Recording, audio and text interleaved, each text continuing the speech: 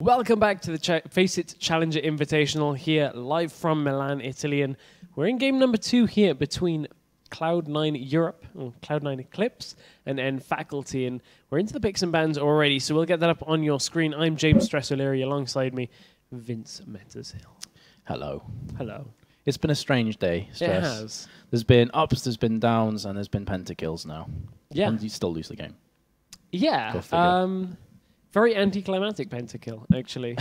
We were discussing it. Neither of us really expected Hyanan to clean that up right at the end. And that's a testament to his skill. Yeah. Because for the life of me, the way I saw that fight going is that I thought Sivir would get the pentakill. Yeah. I thought she was going to clean up. So for Lucian to suddenly just burst out, and I guess, again, that goes to show Lucian's strength, is that he has deceptively high damage out of nowhere. Yeah, definitely. And we are in the picks and bans phase. Yep. This time, no Vi going to be available for this game, but apart from that, I think the rest of them are fairly consistent with what was in the previous set of picks and bans. Only one that isn't for this game anyway is Evelyn. But still, Evelyn was played in the previous best of 3, I think. Yeah, it was. It was in game number Perry 2 of, yeah. Yeah. So it's not a completely strange ban there, but the rest of them are pretty much go-to bans. That's going to leave a lot open, though. For example, Lulu. Yeah, that leaves Lulu open. Elise, Renekton. God, these are going to come quickly. You can pretty much tell what's going to be picked in this game. Thresh, I would expect to see Lucian, Sivir. This is almost a carbon copy. Okay, yeah. Wukong would be a new one. Wow. This is very similar, very samey to a lot of the games that we've seen today. Pantheon is not going to be played this game. I would not expect to see Pantheon, well, not just the fact that they've both picked junglers, but even if they hadn't, I wouldn't expect to see it. He didn't really have any impact on that game. Yeah, it's a jungler that can be difficult to get any impact on the game, just because of the way you have to get those ganks to work early. If you don't get the ganks to work early, very, very difficult to get yourself very stable in the game. This time, Ziggs is going to be picked up. Saw Ziggs earlier. Don't think we'll see a Master Yi picked in response, since Lulu is already locked in. But Cloud9 are looking for their last 2. Hyanan may be looking for another game on Lucian. We saw him pick up a pentakill already. Yep. Can he do the same? There's no reason he couldn't, because his positioning and his play there. I'm a bit disappointed that I wasn't able to encapsulate exactly how good that was, what he just did, but I was so in awe and shocked at what happened that in the moment it's difficult to really to put that through with emotions. But him picking Lucian again makes a lot of sense to me. He was good throughout the game. You even highlighted it yourself that his farm at one stage was, what, 315, I think, at 29 minutes? Yeah. Something like that. Very, very similar to that. So not only did he get the penta, but he CS'd extremely well, and I do feel very sorry for him that his team ended up losing. Yes, yeah. Well, it's one of those things that it is a team effort. You can't just have one person. Well, you can't always. So you can't always have one person that carries everything, but... there was a slight issue with one of the rune pages, so they have gone back for a remake. Thankfully, this time it's not after the delay period. That is very, very true. Who was it last time? Sunny, I think. Yeah. And then they had the remake with Corki as well. So it's going to be coming out thick and fast, I would assume, here for both teams, just locking everything in. Nice. XKD, that's where it's at. Yeah. Yep. Shyvana being, of course, the top laner that was locked in. We didn't get a chance really to talk about that. But then again, I mean, these all got locked in pretty quickly the first time around. But at the same time, I feel like there was nothing different about the picks. To the point that, normally there's something a little bit surprising, something to talk about. I just kind of feel like both teams are very current meta. Yeah, and that's partly down to the bans, not necessarily. You had like Evelyn banned, which isn't... It is a good champion, but it's not necessarily played in every game. Yeah. So it's a targeted ban.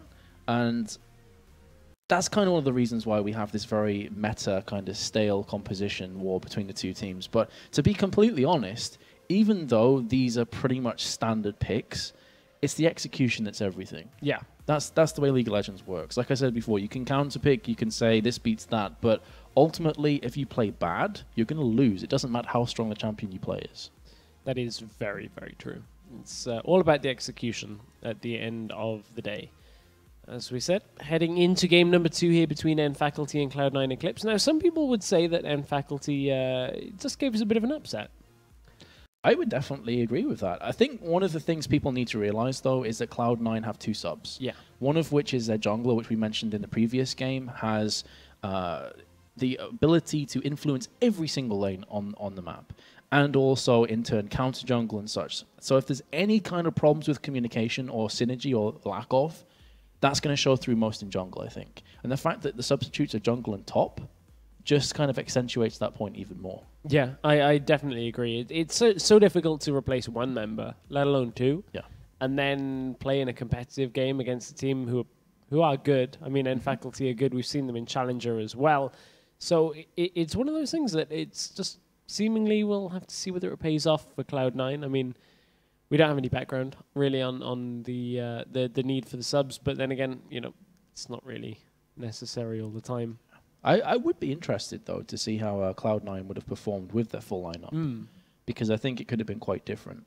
I'm not necessarily even saying that Cloud9 would have definitely won the game, but I think the decision-making would have been a lot different. Yeah. Because, as you said, Ku is such an influential player on their team. He is one of their callers. He's not playing, and he's a jungler, so that's always a bit of a pain in the backside. Yeah, it is. And you know what else is a pain in the backside? Not getting good prizes for playing video games. I know, right? I know. I heard there's a place that does that well, though. I heard something. I'm not too sure. Yeah.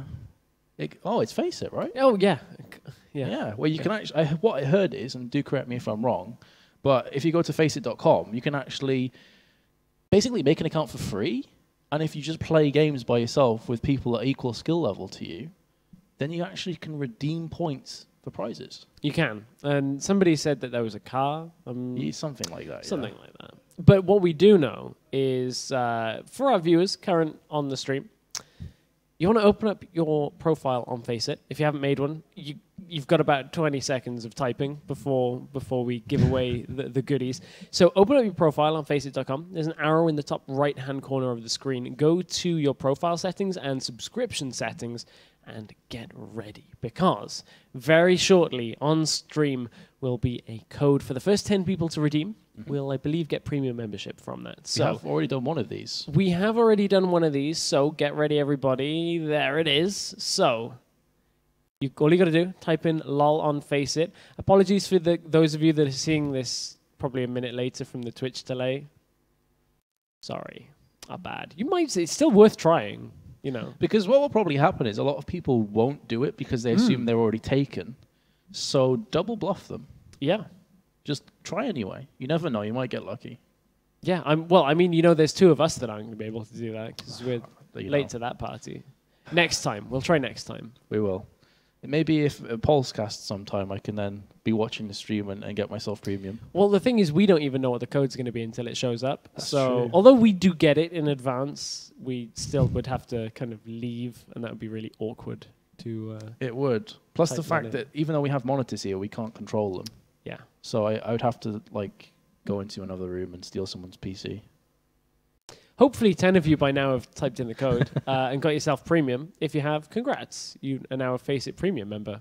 So that's pretty cool. You can get some pretty awesome premium prizes, I believe there are on there. So, there'll be more information on the website that will tell you exactly what premium gives you. Thank you as well to our friends at Overwolf for powering the tournament. Yes. As we are supposedly heading into game, but I'm giving Vince a look that is... one that across the I was a bit worried. I was a bit worried there. So to those of you that have in the last couple of weeks not tried to spectate a game of League of Legends, there's been this bug where this screen doesn't appear and it just stays black, and the loading icon just spins in a circle and then gives you a spectator server not found bug, which we thought we were past. Thankfully, this screen has appeared. So we are loading into game. There was a black screen for a few seconds longer than I was hoping, and I was very worried there that we were going to miss a game. So was I. Because this is on live client, as we said before. So it's not on a tournament client or anything like that. So if EUS does go down the toilet, then unfortunately our stream will too. And that'll suck. Yeah.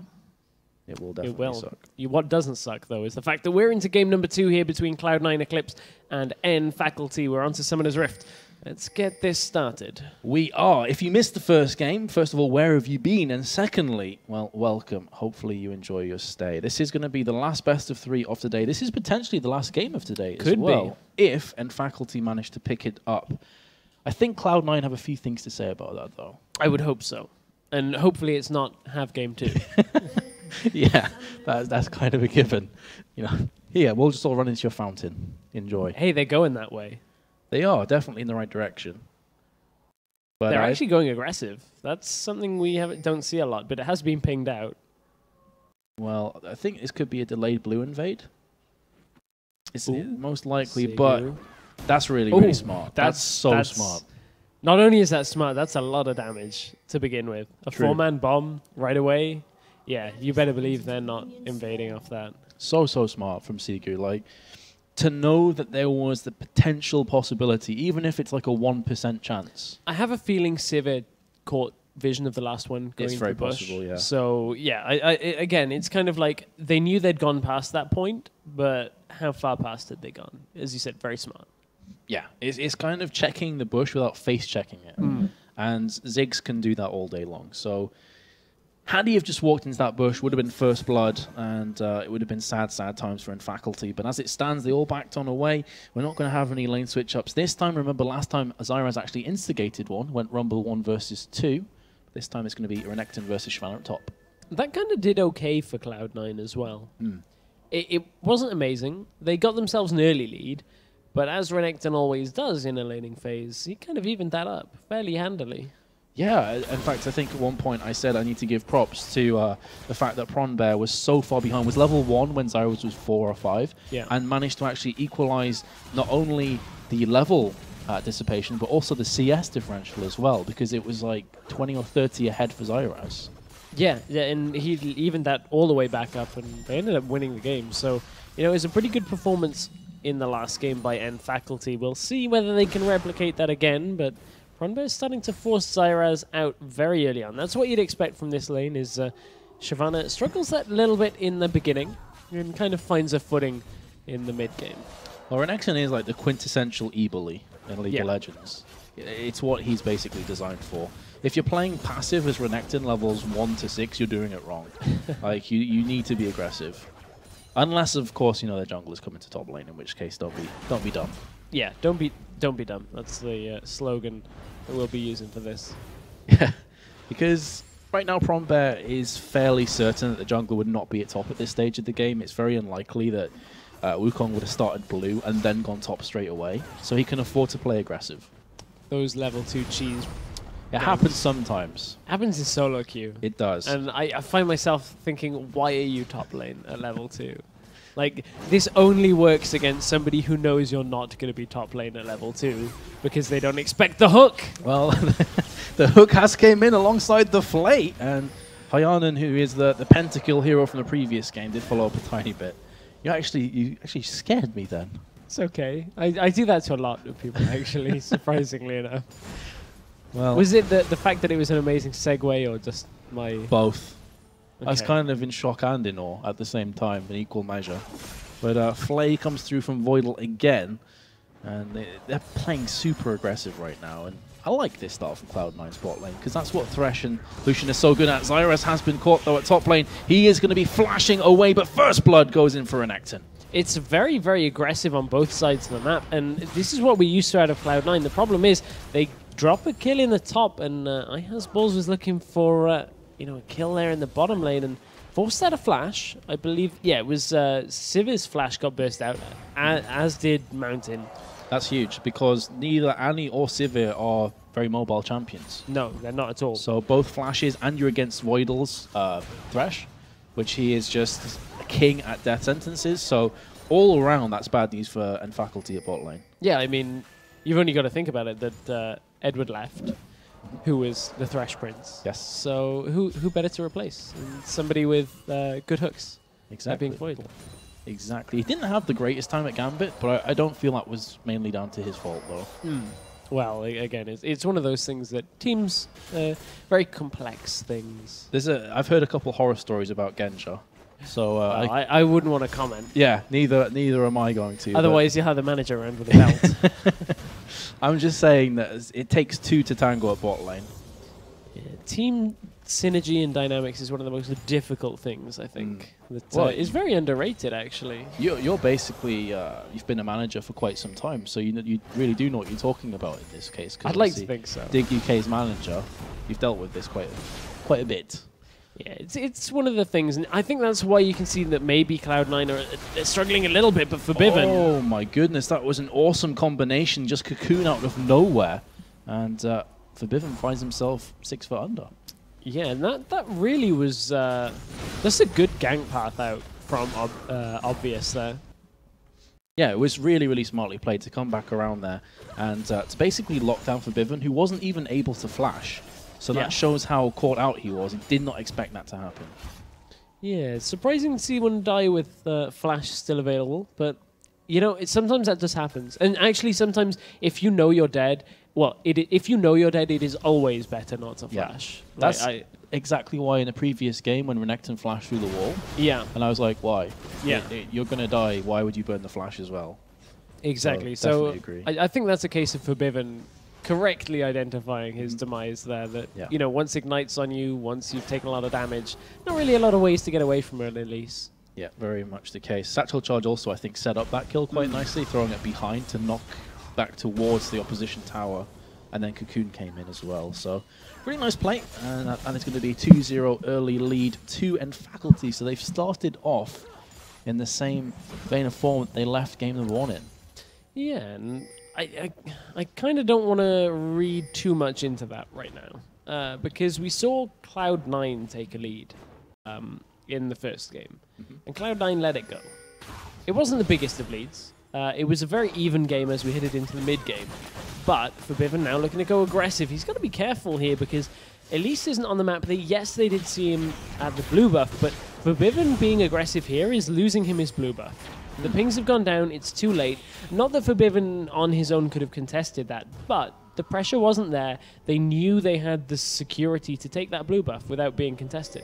I think one of the determining factors there is the fact that Wukong's not 6, and Elise is. So you're going into a pressure cooker situation, and you don't even have like oven mitts. Like there's nothing you can do there as Wukong. If you go in against Elise, she's gonna kill you, take your blue anyway. Sorry, that was quite cringe. It was. You'd need some pretty good oven mitts because it's getting late, dude. It's okay. Thermal dynamics, you know, in a pressure cooker because there's a lot of water. True. It means that cloth isn't exactly the best heat insulator. This is a problem. I made that comment with someone who's like a physicist or. I may have studied engineering for a little while. I take it all back. I studied it. Didn't mean I did very well at it. Okay, that's fair enough. So maybe you don't know what you're talking about. Oven mitts OP.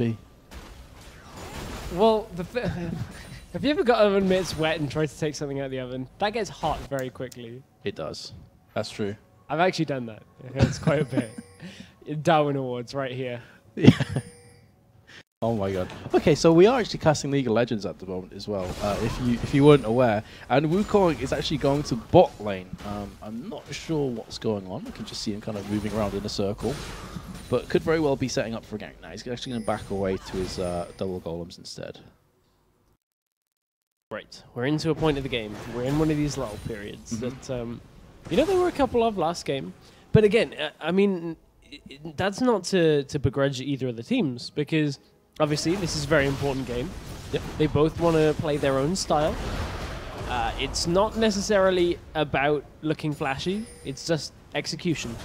And to me, execution really is we see a big trade in that top lane. And that's going to be Pronbear going down to Zyraz. Both the ultimates, flashes, and ignites were burnt. So that's pretty much everything thrown at one another, and Zyraz comes out ahead. I'll be honest, normally you see both ultimates used, and then they kind of walk away. Yeah. So I kept talking, but it turns out they both went completely all in. But I was going to say, execution to me is really the teams that execute games better, the ones that put a lot of focus on Dragon, a lot of focus on objective control, and we're nearing that kind of time where it's a good time to begin thinking about Dragon. The thing I've always felt in League of Legends is what separates the good teams from the LCS teams is that those decision-making around objectives. It's the calls. Because mechanically, of course, if you look at a player like Reckless or Wei Zhao or whatever, they're kind of ahead of the pack. But a lot of these players are on par mechanically with a lot of the LCS players. It's just those calls that make the big difference. Yeah, and I got a little caught off then by the good teams from the LCS teams. I was like, wow, you're just BMing every LCS team on this one. Like, those LCS non-good teams. Oh, sorry, I meant like the good teams from the pro teams. It's like those at first I thought you said that I was basically saying that not all good teams are also LCS teams. Basically saying that some of the LCS teams suck. Is that what you're saying? It's not. But that's what I thought you thought I thought. That's a lot of thinking. Too much thinking. It is way too much thinking. This is what happens when you get a lull period in League of Legends, though. Because, okay, On The Hunt has been popped at bot lane alongside obvious little Flash Tibbers. Will not be landing. Hanin actually preemptively flashed away, so smart play from him. Yeah, that will set up an attempted dragon here. That, however, it leaves them without their engage tool. They don't have Tibbers available for the stun, and there's the culling used. Yep, well, that is going to be... Oh, Sivir of all characters taking down Dragon, and now Balls is going in, trying to live up to his name. But that's going to be the bomb coming on down. Sivir picks up the kill on Wukong. Bouncing bomb goes in. Sigu is so close to picking up this kill. In fact, it could be Cedrion instead. Voidal is between a rock and hard place, and that's going to be the double kill.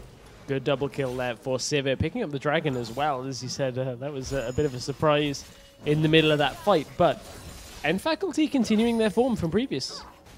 They are. They're really trying to take this one home. They're not allowing Cloud9 to really have any room to breathe. They've been very aggressive from the get-go. This is very similar to what we saw out of Unicorns of Love in the FACEIT Challenger Invitational #1, where Cloud9 Europe just looked a bit shaky.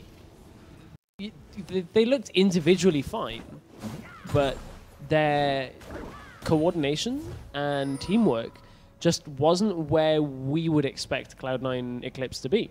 Because we've seen Cloud9 Eclipse at their best. We've seen them win Challenger. We know how good they are, which is why it partly comes as a surprise, but is also good to see that they can kind of reinforce the fact that all European Challenger teams can beat all Europe. Well, not quite all. Most. I think when you take into account, say, the top 10, top 12 Challenger teams, you could expect any of them to take games and series off each other.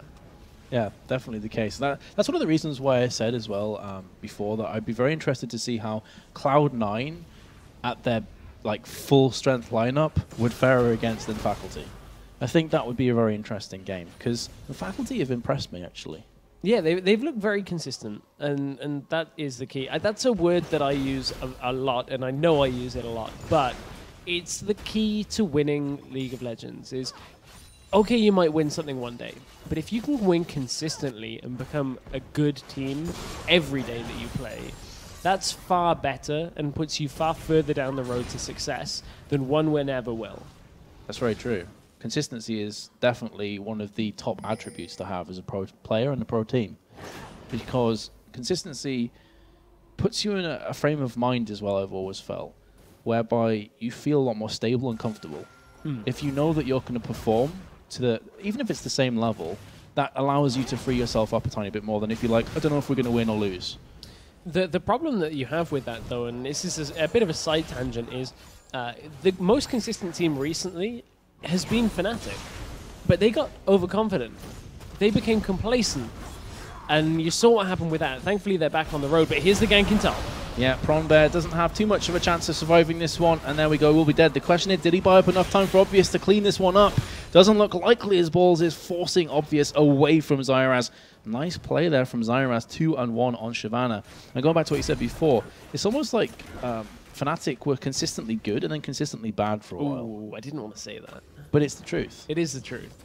But, yeah. It's, but again, I kind of attribute the Fnatic situation, and it can be kind of extrapolated to this game, is Europe right now is so close that I feel like the top 12 teams, including LCS, are all LCS level. And then from there, the next 4 to 8 teams are all good enough to compete with the lower half of that bracket. Yeah. It's so strange to see, in a good way, to see so many teams being able to compete. That so reminds me of last season, Copenhagen Wolves and Heimerdinger Colossi, when they were running rampant in the Challenger Series. a challenge had seen. And at the time I thought, these guys could hang with LCS teams. Yeah. And so happens that a lot of the players ended up in LCS and Lemon Dogs, NIP and such, and then obviously Copenhagen Wolves are now in LCS. So I definitely agree with that statement. Meanwhile, in this particular game, we're seeing another slow burner, which isn't always a bad thing. Some games are pretty good to take slowly.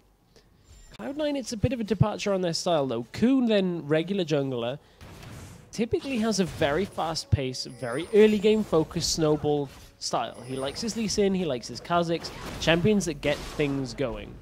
That's a really good point. That's a really good point. And that therefore influences the rest of the game. It drives Cloud9 forward. When you have a super aggressive jungler making plays, it kind of pushes the rest of your lanes to follow you. Otherwise, Lee Sin gets miles behind and you lose the game. Yeah. So you can definitely see how the change of pace, again, this isn't me blasting balls or anything, but the change of pace is definitely affecting them. It is. And I mean, even though he's on a champion like Wukong, who is, you know, very early game focused, which puts it in a kind of a similar mindset for being an early game. Pronbear is under a lot of pressure. Here comes the Dragon's Descent into that top lane. Yeah, Cocoon lands from obvious as Pronbear is trying his best to get away from this situation. Repel comes out from Elise back towards the tower, and Balls should be just fine. But again, lots of ultimates have been burnt in the process, and some, I was going to say some Summoner spells, but actually they weren't. There's going to be a lot of pressure towards this top lane as well. They're going to be able to take that down, I would imagine. Haven't quite got the health bar on it, but actually, no, it was a little bit too healthy to take down this. Cocoon lands on the decoy. That's going to call the end of that one. But yeah, Wukong's a very early game focused jungler, but that doesn't mean the playstyle is different if you're a more passive jungler. You can still play it a similar way, it just means your champion has a different focus. It's kind of two entwined characteristics of junglers that just aren't mutually exclusive. Yeah, I definitely agree with that statement as well. And it's definitely obvious to me from just watching Cloud9 before and now that Balls is a much more passive kind of jungler. Maybe enjoys farm time a bit more than Q does. And again, you can't understate the fact that they also don't have a Dominator playing at top. That's an interesting thing that I hadn't picked up on in this game. So Voidal is running Thresh. I'm trying to remember back to the Face of the Mountain changes, but we have casted quite a few games today, so my brain may still be on 4.2. Thresh counts as a ranged champion. Face of the Mountain gets bonuses for melee champions, if I'm not correct. It's not exclusive to melee. I think you get additional. Right. I may be completely wrong on this. As I said, it is potentially our last game of the day. So it's something I'm going to have to... literally, as soon as this cast is over, I'm going to open Leaguepedia and check just to make sure. But, you know, I don't want to say it's a bad thing. It's just different. It's not something that's seen very often. Well, this build path from Thresh is certainly something I haven't seen often. He skipped out on the Sight Stone as well. Yeah. So sacrificing a bit of vision there. He has brought up wards, though, to be fair. But yeah, Sightstone is a pretty integral part of most supports' build order. It's very rare that you see a support not picking up a Sightstone somewhere along the line. Well, I mean, a couple of supports actually attribute it to gold per 5, which is very indirect. It just means you don't have to spend money on wards. So potential wards that you would have bought, just use from the Sightstone. Yeah. Well, this is it's understandable why the pace of this game has certainly slowed down since game number 1. I think Cloud9 is still feeling the pinch somewhat from that first game, and in Faculty you're obviously in a position now where they're like, hey guys, we won game 1, and now there's probably a bit of pressure on them. And you can see that before their jungler, Obvious, was seemingly everywhere across the board. And this game he's played really well on top of that. He's been involved in every single kill, 4 assists for 4 kills. But he hasn't been camping quite as much. We saw him top a lot last game. This time he's been there just a couple times. Has Balls is down in the bottom lane, though. That could be a pretty deadly situation here, because it would be a 3v2. They've got to be careful that he doesn't get in there and land that Cyclone, and he's actually feeling like he's maybe spent a little bit too much time there already. He's kind of getting impatient. Yeah, especially with the creep wave pushing the tower as well. There's like fairly low chance that they're going to be able to jump on top of him. Unless they go for a tower dive from the back, which is seemingly what they're going for now. Could also be possible that they're trying to get some kind of ward placement down and potentially just steal away this white Wraith. But again, Wukong's spending a lot of time here, and it's not for much reward. They're going to clear out a pink ward. I thought they might have been waiting for Dragon, but Dragon's not up for a while yet. Way over 2 minutes. Ah, okay, that's why. They planted the ward down for blue respawning. Ah, okay. But the interesting thing is that now just blue's respawned. they're Yeah. not doing anything with that vision. I think it's one of those things is they weren't quite expecting it yet, and then, oh, it came up right as we left. Yeah, I was thinking, okay, well, as soon as I saw blue spawn, I thought, okay, they're going to try and like collapse on Ziggs and Elise and get some kills, but it didn't quite work out that way.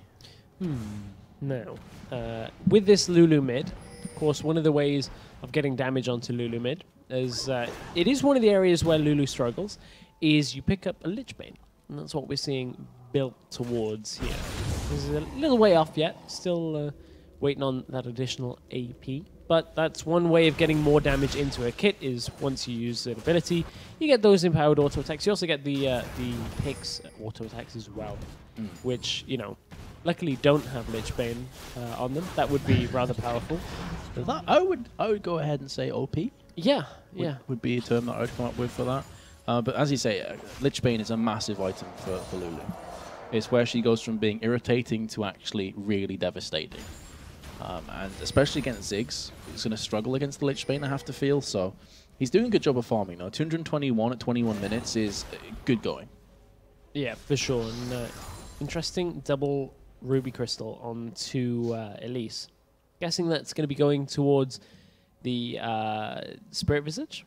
One into a Kindle Gem. Up that route. So yeah, that makes That sense. sounds likely. Yeah. Does indeed.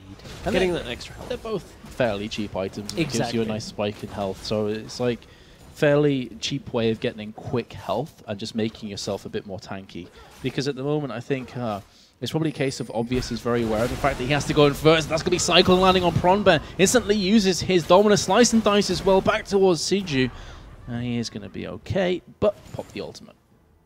Again, very slow-paced game here on the mid-game, but again, very important game for both teams. And Faculty need to win this one to get themselves to the round of 4. Well, they don't need to win this one. They'd like to win this one. They would, yeah. Cloud9, on the other hand, need to win this one. They have to win the next 2 games. Yep. It's that or go home, basically. Which is a strange thing to say, seeing as it's an online tournament, but you gotta get the idea. Yeah, it's okay. Yeah. But that's exactly what the situation they face is. They are 1-0 down in the best of 3, and if they want to progress through and have a chance at winning $1,000, which is, remember, the prize pool is 1,000 for first place, 500 for second place. We're going to have to start making some plays. Voidal has been caught there out of position. The 3 players come and jump down on him. It's actually Annie that gets the last hit for that kill. And Faculty are in control of this game, and the reason this game is as slow-paced as it is because this is the pace they want to play. You have 2 options when in control of the game. You can keep the game at the pace that you want to play, or you can let your opponent set it. And letting your opponent set it is always the worst option, because if you're playing a fast-paced composition and your opponents want to slow you down, that really does not play into your favor. This game, however, and Faculty are the ones with the grinding style composition. They've got so much wave clear, so much pushing that Cloud9 are never going to accelerate this game through without a massive fight coming.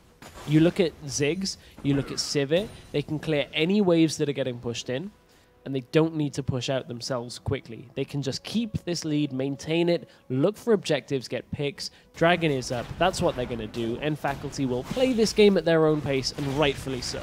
It's like slow suffocation. Yep. It doesn't have to be pretty. It doesn't have to be, you know, fireworks and flair. If it's effective and it works, and you get a win, that's all that counts at the end of the day. And the other thing it'll do is it'll really get in the minds of Cloud9. Because, as we said, they like to play fast. Yeah. If you slow them out, even to the point of if Cloud9 come back in this game, but it has been a slow, hard-fought affair, going into Game 3 fatigued is pretty difficult to do. And that's something that people don't even realize. Just imagine you play solo queue for a few hours. How tired are you after that mentally? Now imagine full concentration in a 5v5 team game when so much is on the line. and when all your opponents want to do is exactly completely slow you.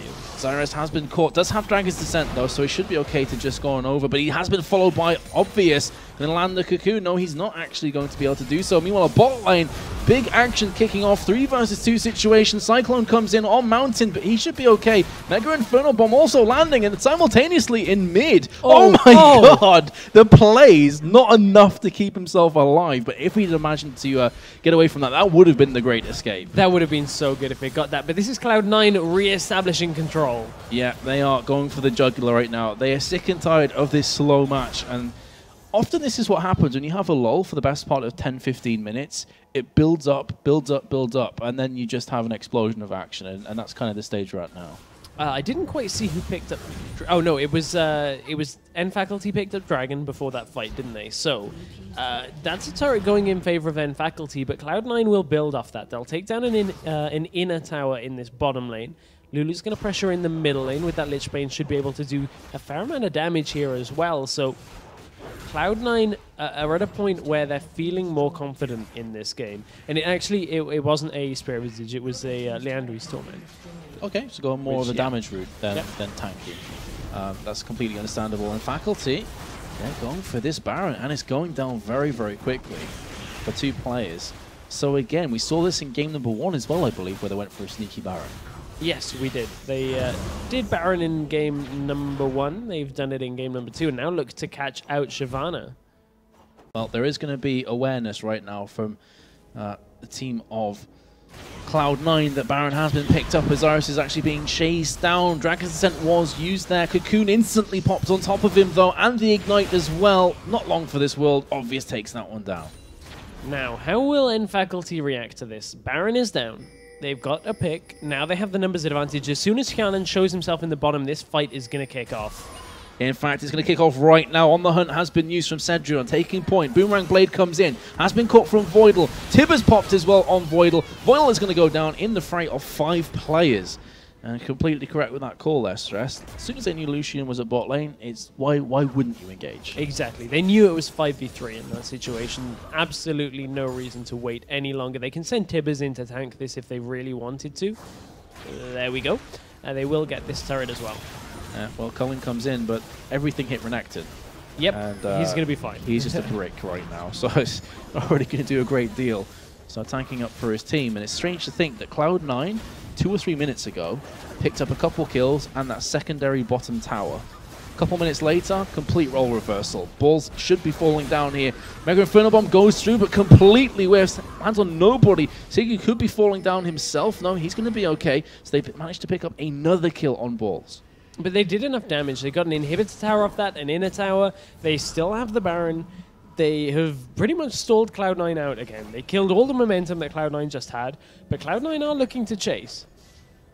They are, realizing that Siggy was very, very low.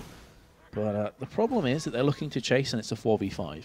And they're against Baron. So even though you have lowered the hit points of the opposition, Baron is naturally going to just regen that one back up. Yeah, you can see Sigu already about a quarter of his health, and he can just sit at the back and throw out bombs. You can see him doing it there. He's going to clear the way from a big distance away. This tower is likely to fall. It does go down, and Cloud9 have got to be careful here. There is, however, an Elise pushing down in the bottom lane, which isn't the most standard of things, but shoving that wave through is going to give them a little bit more freedom from Cloud9 as they forced IHAS balls over to that bottom lane. They have. So trying to alleviate the pressure from the mid lane, and I guess in that respect it did work, although mid tower still went down regardless. So I'm very, very interested to see how Faculty approach the game from here on out, because they've taken that inhibitor tower. Do you think they're just going to group as 5 and just smash through mid, or are they going to try a more split push kind of approach? Right now, it looks like they're going to consolidate around Dragon. Dragon's up in about 40 seconds. I think they're going to try and force Cloud9 into a fight here, where the numbers favor Faculty, and then from there, they'll pick up Dragon and win the game. Okay. Well, that's their best case scenario. Yeah. Is they get a pick, they get Dragon and end, or they get a pick, they get the inhibitor and end. Oh! Get ducked. Sigu lands the Mega Inferno Bomb on Wukong. That's a 36-second cooldown in the Death Chamber for him, and that's pretty much going to spell doom for the inhibitor. I can't see how they're going to keep this alive. They don't have their Cyclone. They don't have that big AoE CC damage. And the thing is, for Cloud9, if they fight over this and lose the fight, it's the end of the game, 100%. Yeah. But right now, that inhibitor is going to be enough. They're going to rotate, get more objectives, and continue their control of the game. There's no reason for them not to. There's so many times we see a team get an inhibitor and then fight a really silly fight, and it just extends the game.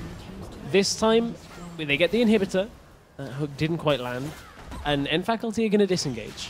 I've been really impressed with End Faculty's control, not just of the map, but also themselves.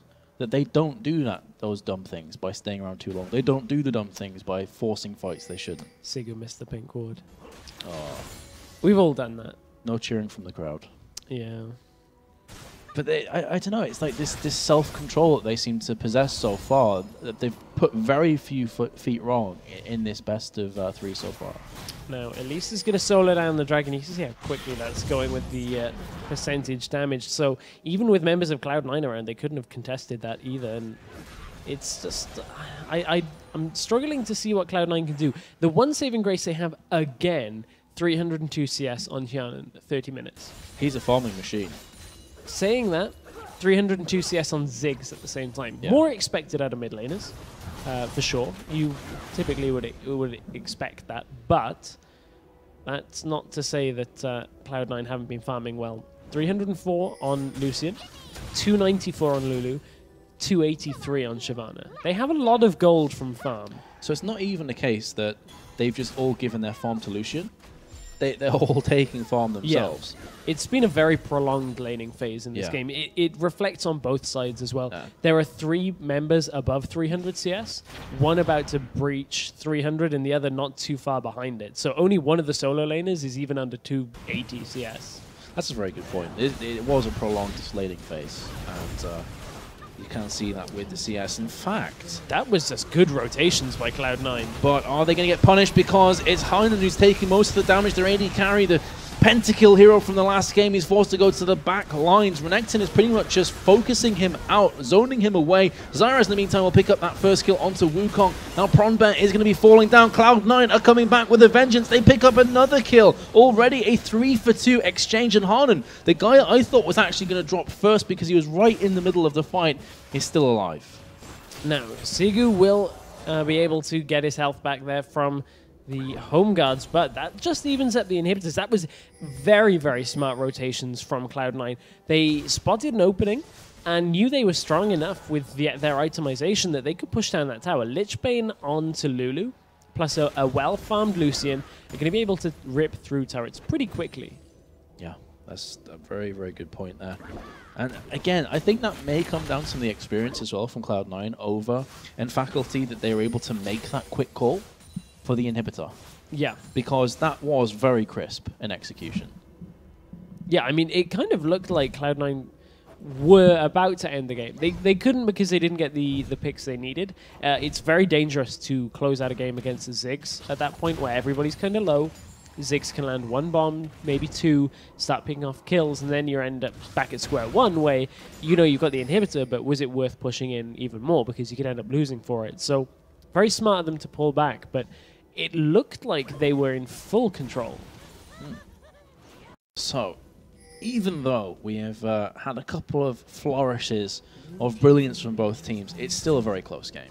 Sure, it's about a 6.4k goal differential between teams, but at 33.5 minutes, that's not a huge amount, especially when you consider, as you said before, the CS and the prolonged laning phase has gone to the right players. Yeah, it's kind of almost Season 2-esque, where the gold right now is purely the difference in global gold. Every lane is pretty much close as you can get on farm this late into the game.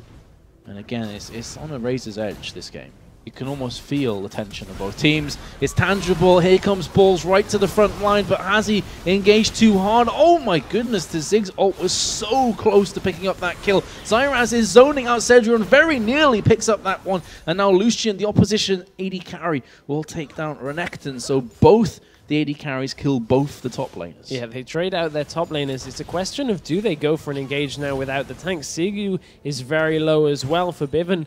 Looking for that kill, couldn't quite get it. And Cloud9 are going to position themselves for that Baron. Yep, and judging by how fast this is going down already, they're probably going to pick this up. There is, of course, always the chance that a steal can come on in. So let's see if Elise can do that, because Elise is... Oh, Cloud9 are being forced out. Yeah, they are.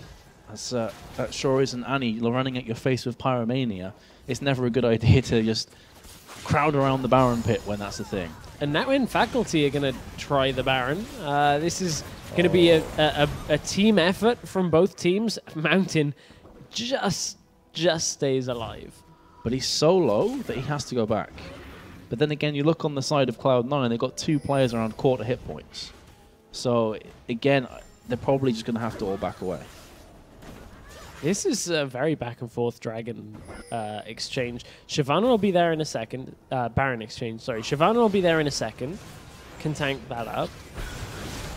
And I don't think in Faculty, without committing hard here with Ziggs, I don't think they're going to be able to steal Ziggs has ult this. though.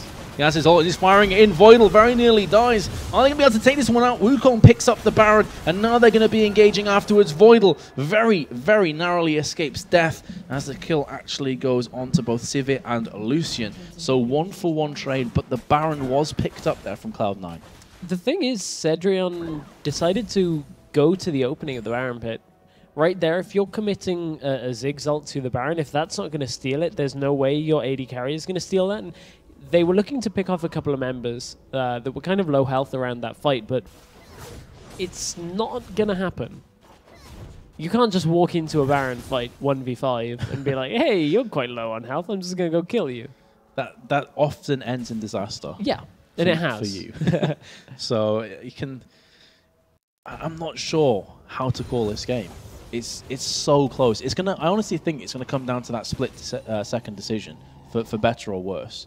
It's either going to be someone derping or it's going to be someone having a moment of brilliance. Yeah, and the last time we saw a moment of brilliance was Yanan's play in the last game with the pentakill. And sadly, it wasn't enough to win in the game. That is very, very true. So maybe moment of brilliance, but in a reversed way, if that makes any sense. Dragon's been picked up from Lulu, though, as we were talking there.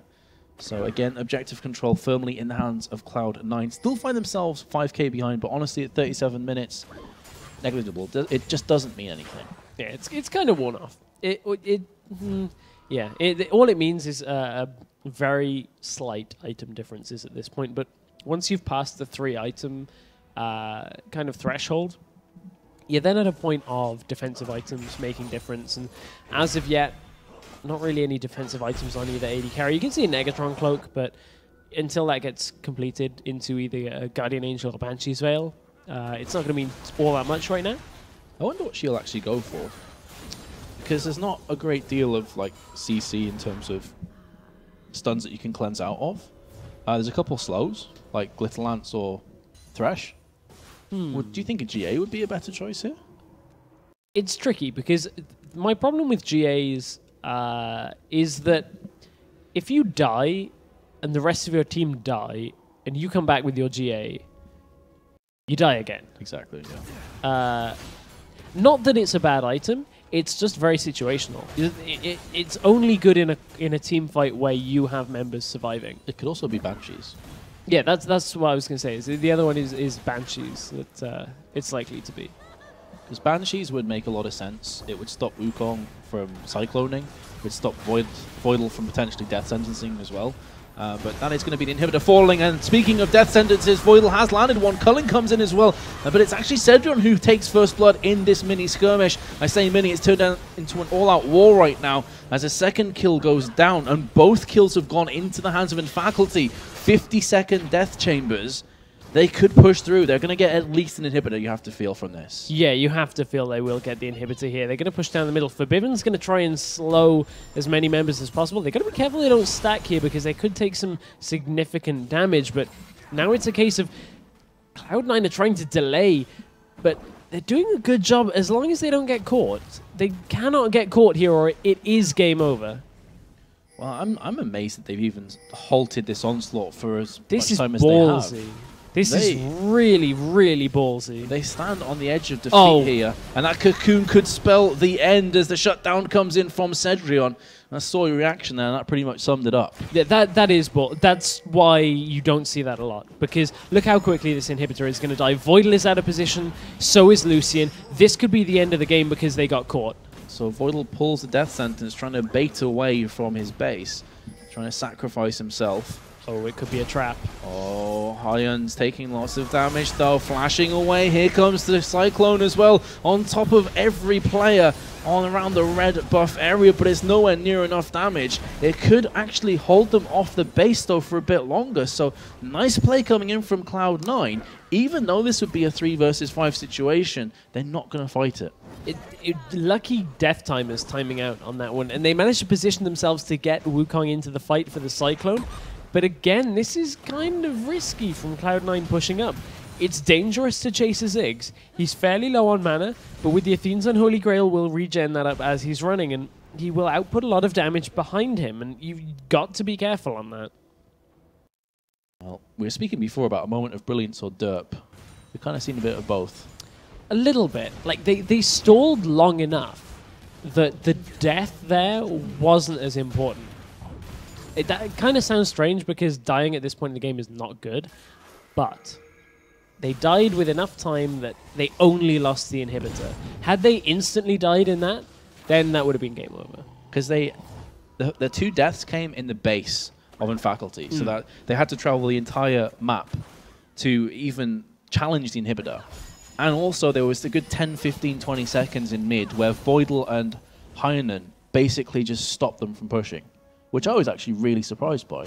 I thought that Faculty would just steamroll over them and say, this is like a 5 versus 2. The problem is Hyanan has so much damage, and Forbidden was there as well. Between Forbidden and Hyanan, with Voidal ability to pick one, is so difficult to decide to go all in on, because just they have so much damage that they could turn it back around. And that's just an idea of how close this game is, that neither team really wanted that engage, but had to kind of make sure the other didn't engage by just kind of posturing up. Well, we are in that situation again where Baron is up in 50 seconds, Dragon in just over 1 minute, and all the objectives to play for. Just the one inhibitor on both teams down. It's both in mid, so that's going to pretty much cancel one another out. So again, this game could not be any closer, Stress.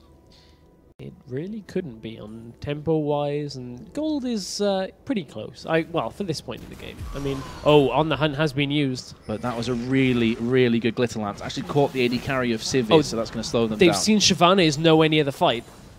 They have. But they've got to be careful. They're going to get surrounded unless they committed to that. The pincer movement is coming in, and it's not looking too good for Faculty. Who's going to make that first move? Cocoon goes in onto Wukong, taking damage. Decoy taking the brunt of it, but still he gets chunked down to 50% hit points. And now Lucian and Zyraz's Shyvana are isolated from the rest of the team, have now managed to join forces.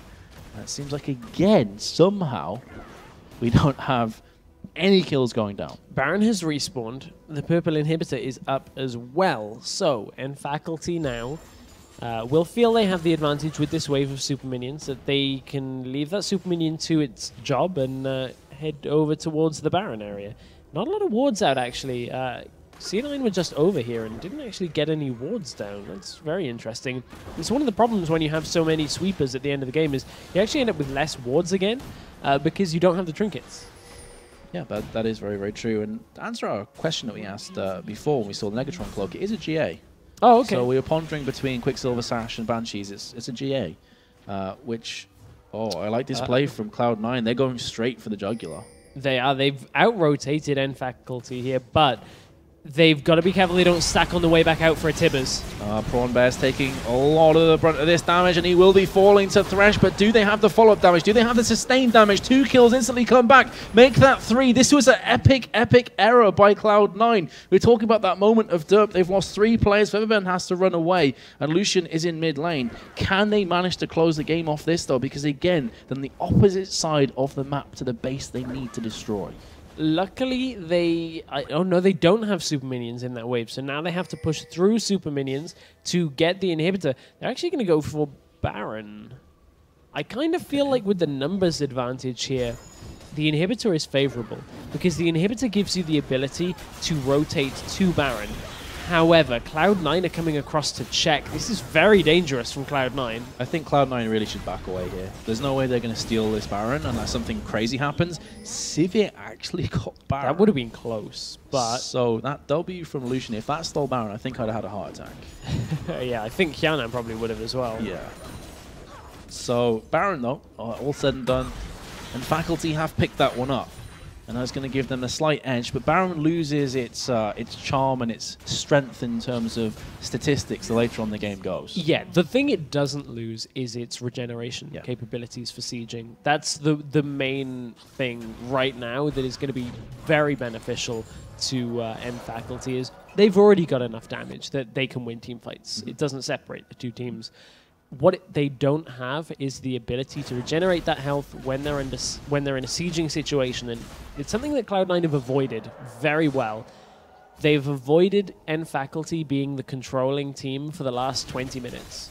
N Faculty had full control of the pace of the game earlier, but have not had it in recent times, and that's strange when you consider they've got a sieging champion like Ziggs, who is pretty good at poking into a base. And Hyanan has avoided death itself. He's yet to die, 3-0-5, and his team are 12-20 behind. That's a pretty impressive statistic, actually. It is. This late in the game, that's actually very impressive to have not died. And you can definitely say that he's been one of the saving graces from Cloud9. If your AD carry has yet to die, it means he's constantly putting damage out and he's stopping objectives from falling. No defensive item as well. Exactly. So his positioning has been awesome. That's even more impressive. Oh, wow. That just got spiked. That was a Lichbane proc from a short fuse Ziggs bomb. That was like half of its hit points. Yeah. That was a Rabadon's, Lichbane, Zhonya's Void Staff short fuse. I just wish that I'd landed on Lucian just to see how much damage it would have done, because I'm sadistic like that. That tower has just fallen at bot lane, and the Baron push continues now from and Faculty. And that actually adds another thing as well. His tower destroying prowess is going to be ridiculous. Yeah. They just haven't been in the position to do it. And it's interestingly enough, Cedrion's attacks there just did about 1,000 damage to a minion. They might have caught out for Bivin. Yeah, but here comes a Cyclone lands on all 5 players. Are they going to re-engage off this? Wukong will be going down. The cavalry wasn't quite in time. Culling comes through. It's more like the tickling right now. It's not really doing a great deal. Obvious flashing away. Cedrion takes quite a chunk of damage as well. So they have managed to stop the push so far, but here comes a creep wave. As he said before, health regen in effect. Yeah, there's the Baron regen just really showing itself. That you can already see they're starting to take back up. That's going to be a second inhibitor of the game. I would not be surprised to see them rotate for the third.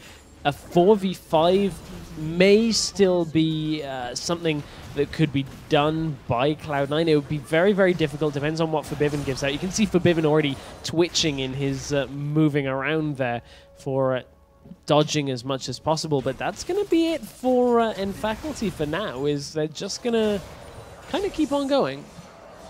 Yep, the game is not quite over just yet. So Cloud9, they're going to have to dig deep here.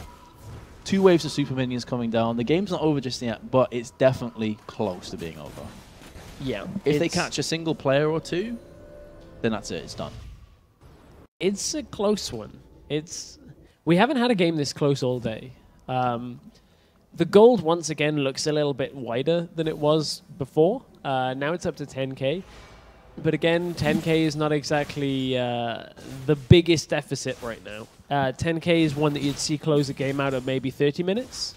Yeah. Not at 45, 47 kind of minutes. That's exactly what we were saying before. Like, the longer the game goes on for, the less gold matters.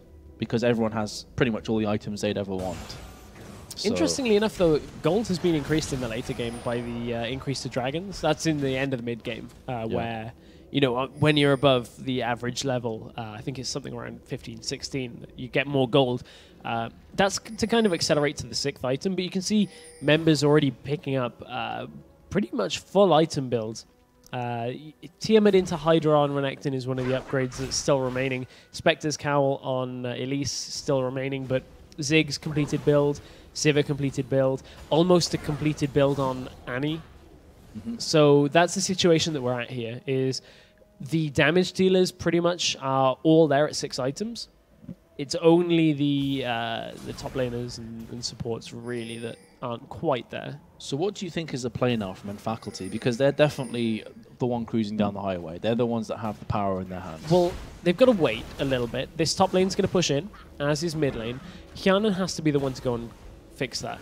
There's no one else really that can do that. And as soon as they see him appear in this top lane, that's when they're going to engage with. They need a minion wave as well. They don't want to dive. The tower would have to be focused for them to get through it. So with this next wave approaching, they're going to look to engage. I wouldn't be surprised to see on the hunt pop, but they've got caught. Cedrion got completely caught there. This could be the game changer as the Mega Inferno Bomb lands as well. Pronbear is very tanky. Zyraz doing his best to chase down Cedrion, but came out the GA and is still somehow alive and kicking. Shut down on Lucian. That is a 2-for-1, but the AD carry of Faculty is dangerously low. However, it's the peel there from the rest of his team. Voidal trying his best to keep those minions away from the Nexus towers, which are getting pummeled right now. That is going to be the third inhibitor falling. In fact, the middle inhibitor has just respawned. So again, 2 inhibs down. Forbiven's hunting. It looks like this could be GG unless Forbiven can make a huge play. They're going to be attacking the Nexus right now. Here comes Wukong once again, does plenty of damage, but the Nexus will be falling.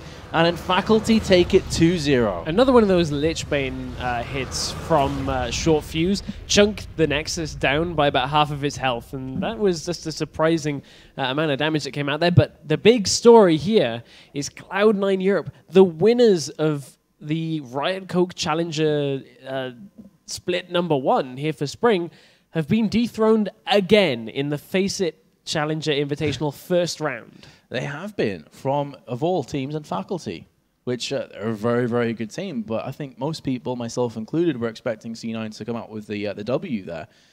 Although 2 substitutes. Yeah, that's one big thing to take into account. Not to take anything away from Faculty. It's just one of those things that goes with it. Faculty looking very strong, though. Yeah, they looked actually really, really impressive. And so did Gamers too. And so did SK Gaming Prime. So there's 3 teams that are still alive and kicking in this tournament that looked really good. I would say the same about our first game. I was going to say, who knows how good the Fox Sound are right now, because we don't. We saw them play some viewers with some unorthodox teams as well, but we'll see them playing tomorrow. Well, we saw them get backdoored. Yeah. Off a silver player, so I don't think you can look too much into that, though. No. All they know is they've got to patch that pretty quickly. They need to make sure that doesn't happen tomorrow. They do. And they need to end games when they're ahead. And not messing around. Yeah, but we've had some pretty awesome games today. We have. We've seen varying different play styles as well, different speeds of games, which, you know, is always nice to have a change as well. That not all super fast games, not all super slow games either. So a bit of a different change of pace as we've gone on throughout the day. It has been equal balance. And I think you enjoy the more explosive games more when you've enjoyed some slow ones. It's like if you could eat steak every day, at some point it would stop being special. I'd eat steak every day. But at some point it would stop being special. So I don't know. Maybe. You might be right on that one. I'm not too sure. Either way, even the slow games were a lot of fun to watch because there was some mechanically gifted stuff that happened. There were some questionable decisions, which is always good to watch because it sparks conversation. It sparks opinions being thrown around. So overall, games have been pretty awesome. Only disappointment was NIP for me. Yeah, I think I've made a point today. I'll stop on that one. We don't have all of the details for it, but we have enough. So top play for you today. The easy one will be Pentakill, but is there anything else that comes to your mind? The almost top play would have been that Ziggs Satchel Charge Flash, which nearly worked. Yeah. But thankfully, Pix makes it pretty easy to glitter lance onto the target. He Satchel charged over the wall and then instantly flashed back to where he was before. So after Lulu flashed after it. It was like one after the other. Yeah. I thought that Elise might be able to save him, but it was a bit too far away. Yeah. I'm trying to think. You know, we need like FACEIT big plays. Hashtag FACEIT big plays. Well, the thing is that we are kind of coming to the end of our broadcast, I believe, for today. We do have 3 more best of 3s tomorrow, which include the semi-finals and, of course, the grand finale, which is a $1,500 prize pool. $1,000 to the winner, $500 to the runner-up. We still have the runner-up in the tournament from last time, SK Gaming Prime. We do. And, of course, as we've already mentioned, NIP, who won it last time, are no longer in the tournament. Yeah, that's a bit of a change to what I think we were expecting. Two of the favorites now out. Gamers 2 are looking very strong, as you mentioned earlier. They advanced earlier. The Fox Sound, who we've seen looking very strong in other games, earlier today as well, advanced. So I believe if the bracket works out like I think it works out, and I'm doing this completely off the fly, I think tomorrow our games are TFS versus Gamers 2, and then SK Gaming Prime going up against N Faculty. That sounds about right to me. I think I saw a tweet from Arcelor that said they were playing TFS. Oh, okay. As well. Right. So it's somewhere in the back of my mind. And TFS have yet to be tested, though. They have. So that's going to be interesting all in itself. It will be. They are, of course, a top team, though. So these are some of the best challenger teams out there in the EU. Yeah, for sure. And that's one of the awesome things is... anyone can beat anyone. We've seen that today already. We hopefully will see that again tomorrow, so make sure you join us for that. If you enjoyed our casting, make sure you follow FACEIT as well on the channel. Follow us here. Follow them on Twitter, which is at FACEIT, and FACEIT Community on Facebook. So follow all of those if you enjoyed all of our production today. If you enjoyed Vince's casting, I'm sure they can follow you on Twitter somewhere. Where can they follow you? At Metuz TV. And how about they're you? on screen there. At Dignitas Stresses for me as well. So lovely production. Looking out for us here. Good guys. Final thank you to our friends over at Overwolf. Wow, that timed out well behind us. That worked out well. Thank you to Overwolf for supporting the tournament and this invitational. Wouldn't have been possible without them as well. Making it happen. Thank you very much for watching, guys. I have been James Stress O'Leary. You have been Vince Metuz Hill. I have. And that was day one of the FACEIT Challenger Invitational. We'll be back with more League of Legends action tomorrow. Thank you for watching.